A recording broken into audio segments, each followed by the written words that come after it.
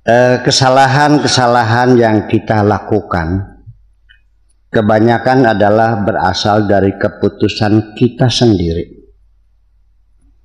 dalam memberikan respon terhadap tantangan yang kita hadapi. Seharusnya kita berani untuk menjawab tidak, tetapi nyatanya yang terucap setuju. Karena ada pertimbangan resikonya lebih kecil.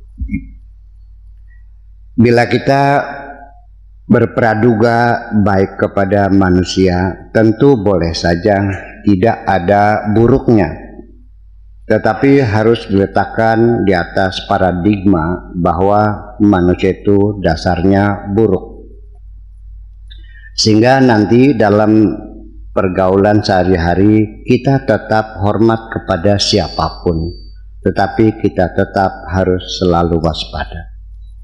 Kendali kita tertipu, sekali kita tertipu karena kurang waspada, lalu menjadi kenangan yang menyakitkan. Maka cara menghalaunya bukan meratap dan merintih, melainkan dengan menggunakan metode yang lebih canggih, yaitu mencari teman baru yang lebih hebat.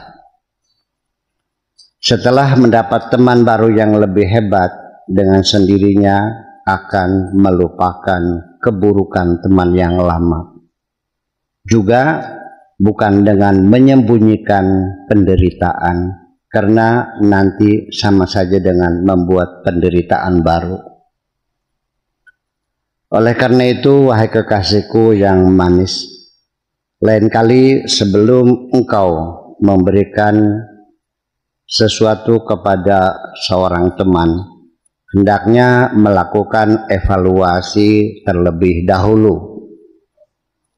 Apakah orang itu mampu menghargai kebaikanmu, sehingga kelak engkau tidak kecewa karena apa yang telah engkau lakukan dianggap bukan suatu kebaikan, malah dianggap sebagai campur tangan dalam urusan orang lain.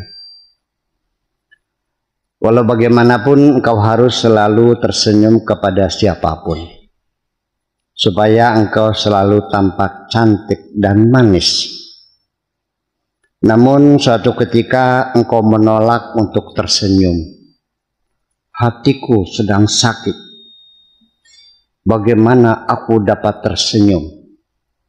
Lalu ku jawab, sekalipun dengan berpura-pura. Engkau semakin marah. Apakah aku harus jadi orang munafik? Kemudian kujelaskan bahwa hidup ini tidak lebih hanyalah main-main dan senda gurau. Lalu akhirnya engkau tersenyum juga, engkau mengerti. Orang yang hatinya baik itu, wahai kekasihku yang cantik, sekalipun dalam keadaan sakit, lebih memilih berdiam diri daripada merintih dan berkeluh kesah. Orang yang hatinya baik itu, wahai kekasihku yang jelita, bila ada orang yang menegur, dia akan berterima kasih dan sangat menghargai. Berbeda dengan dirimu. Suatu ketika aku menegurmu bahwa ada sesuatu yang kurang layak, tetapi engkau marah. Mari kita bangun kehidupan kita tanpa ada dendam dan kebencian kepada siapapun.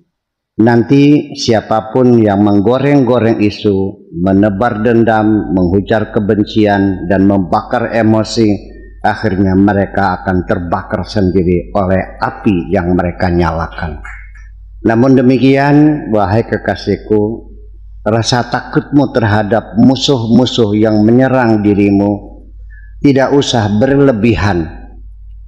Malah sebaliknya, engkau harus selalu mewaspadai teman-teman di sekitarmu yang selalu manis-manis di hadapanmu.